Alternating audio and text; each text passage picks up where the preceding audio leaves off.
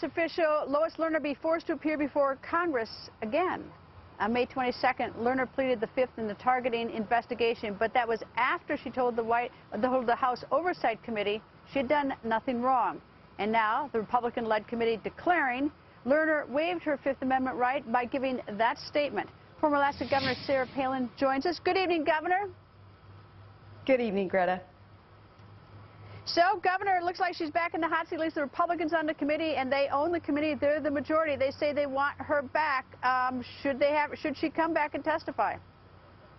They should absolutely call her back, and they should charge her with contempt if she continues to refuse to answer questions, though she has prefaced her testimony with a claim of innocence, saying she has nothing to do with this IRS corruption, and then has refused to answer the people's representatives about what bolsters her claim of innocence. Yes, they need to call her back. It's amazing. She is still being paid in her position, though she's not doing a lick of work. She's on leave without pay. It's amazing that those who have been involved in this IRS corruption haven't been fired or been held accountable.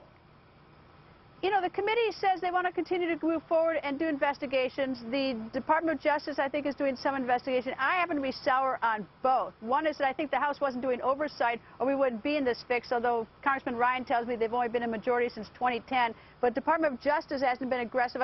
Is it time for a special prosecutor? I know it has a tortured history, not an independent counsel, but is it time for a special prosecutor or not?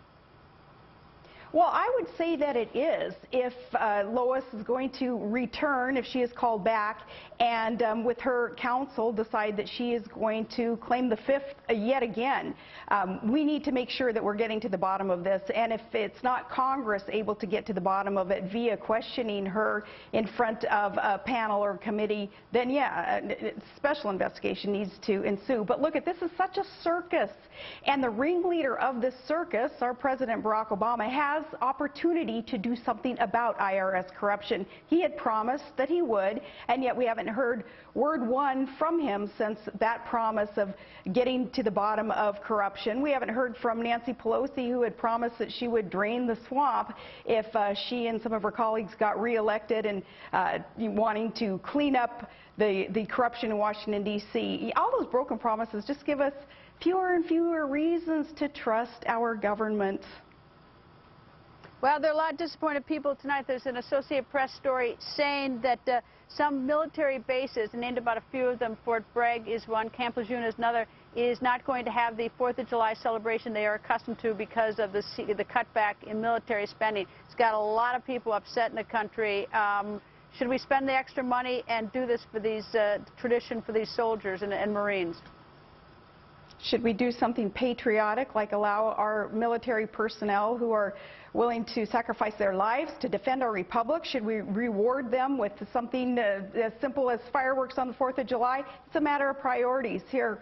Barack Obama is on a $100 million trip to Africa with his family and extended family and whomever else he chooses to bring on these trips, and yet wants to pull the rug out from under a traditional event that perhaps would bring some inspiration and some thanks to our military personnel. This is all a matter of priorities, Greta, and our government has their priorities all screwed up.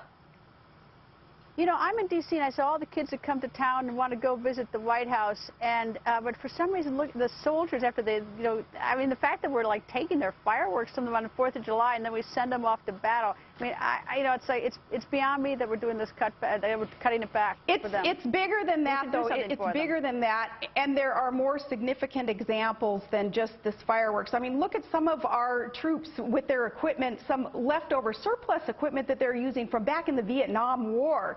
We're not equipping them with the tools that they need to, as I say, defend our republic and do their job, and yet we spend money left and right on the most ridiculous things, and you know, that's for another show, because you could go on all day long about the expenditures of our government that make absolutely no sense.